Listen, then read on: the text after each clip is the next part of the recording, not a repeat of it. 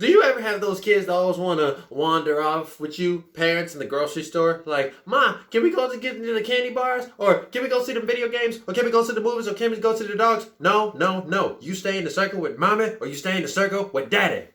That is exactly how it is. Now, have you ever had the fear of when your kids walk away, they might get stolen, or they might get lost, or they might get kidnapped? Well, that's where I come in. My name is Chandler Jarrell, and I specialize in child recovery. If you have any 14, 15, 16, 17-year-olds or adolescents that have seemingly walked away out of the circle of love, and they have now lost themselves and been kidnapped, and they're now in some remote location, that is where I come in. You can call me at that number at the bottom of the screen.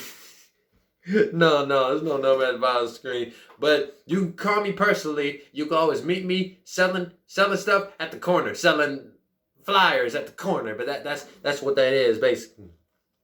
Welcome to Sterling on Sinemas. That's Sinemas with an S.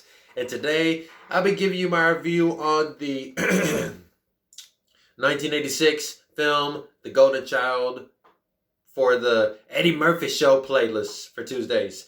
Before I begin, if you are new to this channel, don't forget to follow me, subscribe, like, share, leave a comment on the section below so that your kids will know everything and the power of staying in sight. And most importantly, watch to the very end. Now, I know I don't sound very enthusiastic in this one. It's because,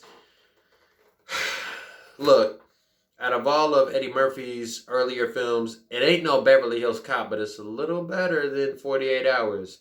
And I just wasn't all that impressed with The Golden Child. But we'll see how this video turns out. Okay, listen.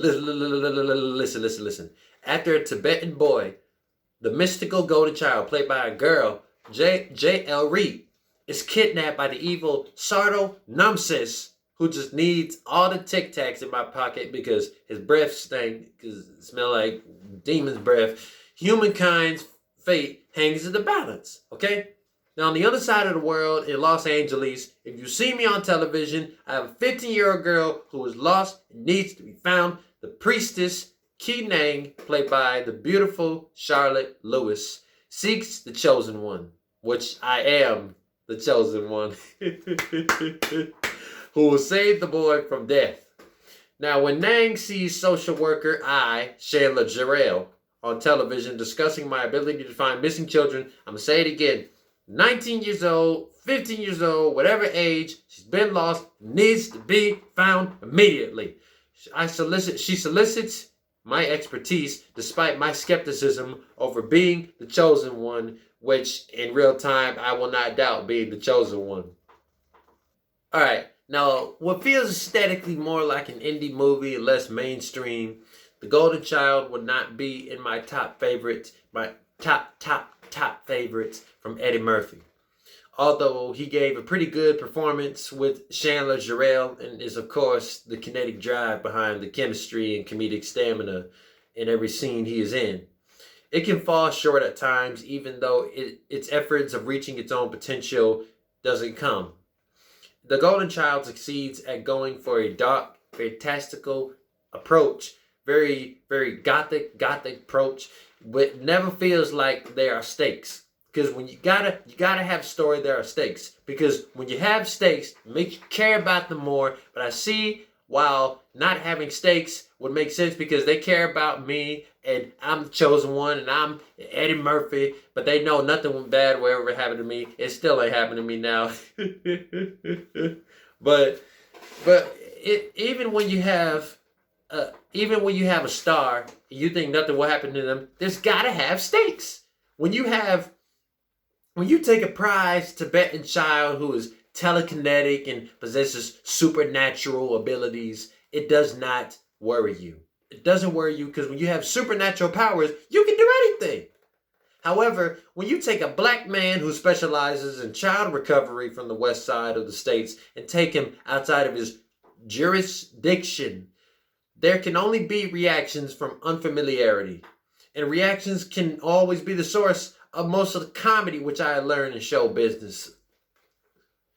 The romantic chemistry between Chandler and Kee Nang has me and Kee Nang, who I try to convince her that the spirits are telling me to come upstairs, but obviously she don't listen to the spirits when I'm translating it, but she'll listen to the spirits when it's written in the book and everything, when it's all right here, there, and here, there. But it has felt solid from the start of our interactions, and my interactions with some of the Tibetan race only creates a leverage of humor for us to think about the Asian jokes from Delirious.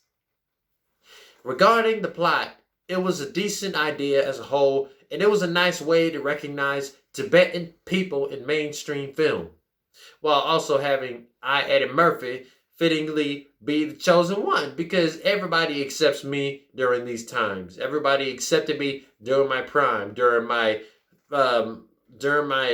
fame prime, my sexual prime, in my on-screen prime, and even in my voice acting prime, because the only weak spot in The Golden Child, I would say, is the lack of stakes for the life of the telekinetic Tibetan. Because when you're supernatural powers, and even when you throw stakes in there, it can still backfire, because when the kid has supernatural powers, he can do anything, buckle his own seatbelt, put himself in the car, and make himself be found. So what was the whole point of The Golden Child again? If he can make himself be found? Now, I see Rotten Tomatoes gives it a 22% recommendation. It's very easy to see why, But The Golden Child might not hold up as well as Beverly Hills Cop. Because the Axel Foley will always overshadow Chandler Jarrell. But it offers a story that was enlightening of its time by exposing Eddie Murphy and its audience to a different culture of Tibet, Asia. So for that, I think it's decent. It's not better than Beverly Hills Cop, and it doesn't even surpass some of his later films, but it's a decent film. So I would give it a 7 out of 10. It is somewhat good. It's somewhat past the time, and the only strengths I will give it is that I gave an amazing performance, my chemistry was on top, and my comedy was top notch. Even with the whole antique investigation scene at the airport, that was genius, okay? And that right there is only a testament to my improvisation on screen and on stage. Thank you very much. Thank you very much. Thank you very much. So, that is my review on The Golden Child. I will see you guys later. Better yet, Axel Foley will see you guys next week for Beverly Hills Cop 2. And have a blast.